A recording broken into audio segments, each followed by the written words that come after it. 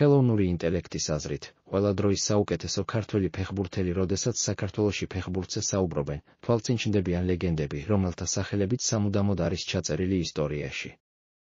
მაგრამ ვინ არის საუკეთესოებიდან? მიხეილ მესხი, აღმოსავლეთის გარინჩა 60-იან წლებში მისი დრიბლინგი მთელ მსოფლიოს აფიქრებინებდა. მიხეილ მესხი იცოდა, როგორ მოეტყუებინა ნებისმიერი მცველი მხოლოდ ერთი კორპუსის მოძრაობით. ხალხმა მას პატარა გენიოსი და აღმოსავლეთის გარინჩა შეარქვა. ქართველ გულშემატკივრებისთვის ის ფეხბურთის რომანტიკის სიმბოლო გახდა, ხოლო საბჭოთა კავშირის მასშტაბით მსოფლიო დონის ვარსკვლავი. ალექსანდრე ჩივაძე, კაპიტანი, რომელმაც თასი აღმართა 1991 წელს, სწორედ ალექსანდრე ჩივაძემ თბილისური დინამო ევროპის მწვერვალზე აიყვანა. უეფა-ს თასების მფლობელთა თასის გამარჯვება მხოლოდ გუნდის ტრიუმფი კი არა, მთელი ქვეყნის სიამაყე იყო. ჩივაძე უბრალოდ მცველი არ ყოფილა, ის იყო ლიდერი, კაპიტანი, რომელსაც შეეძლო ათასების შთაგონება. კახა კალაძე, ქართველი მილანის გულში 2000-იანი წლები კახა კალაძის ეპოქაა.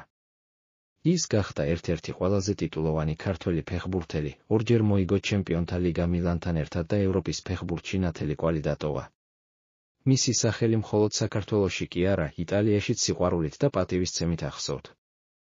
ახალი ვარსკვლავი, ხვიჩა კვარაცხელია. დღეს მომავალზე საუბრისას შეუძლებელია გვერდი აუაროთ ხვიჩა კვარაცხელიას. მისი თამაში ნაპოლიში მთლიანად ცვლის წარმოდგენას ქართულ ფეხბურთზე. ის იტალიის ჩემპიონი გახდა, ევროპის საუკეთესო ფეხბურთელთა სიაში შევიდა და ახალი თაობის გულშემატკივრების შთააგონა.